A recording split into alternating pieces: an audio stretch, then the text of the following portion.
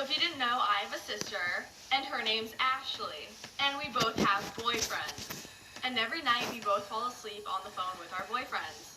So one day we're all hanging out and we're like just talking, and my sister's boyfriend looks at me and he's like, "You need to stop going into your sister's room in the middle of the night." And I look at him and I'm like, "What are you talking about? I don't have a reason to go into her room. Like, I don't go into her room, especially in the middle of the night." Then my boyfriend hops in the conversation and he's like, "No. He's like, "No, I hear Ashley go into Kayla's room every night and stare at her." So me and my sister both look at each other and we're like, "We don't go into each other's rooms, do we?" And we agreed that we do not. And they said this has been going on for months. So for months, somebody or something has been going into me and my sister's room for about 15 minutes every night and watching us sleep.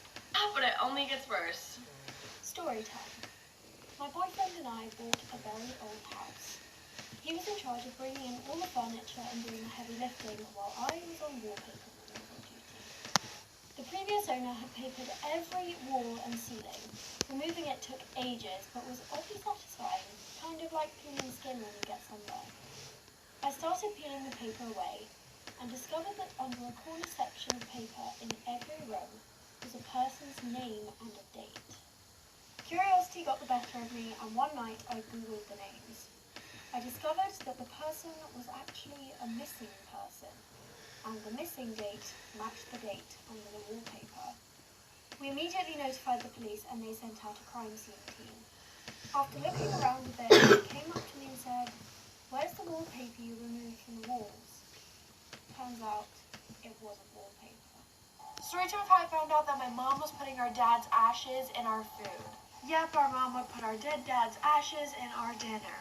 So basically, after my dad died, my mom showed zero emotion.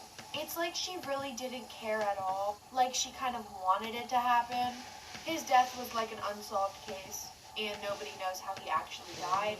And now that I get to think about it, it might have been my mom, but I don't want to jump to conclusions. And if it was her and she sees this video, I don't want to end up like him. Anyways, back to the story. So about a month after he died, she would always post a picture of me and my brother's dinner with the caption, "You'll always be with them." Literally every single night. And honestly, nobody really caught on.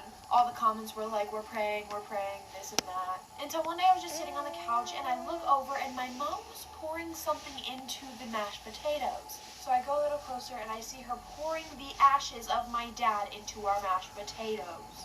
Listen, this story only gets 10 times worse, so like for a part 2. Part 2 of how my mom was putting my dad's ashes in me and my brother's dinner. Continuing on with the story, after I see her literally pouring my dad's ashes into our mashed potatoes, and I mean, this lady literally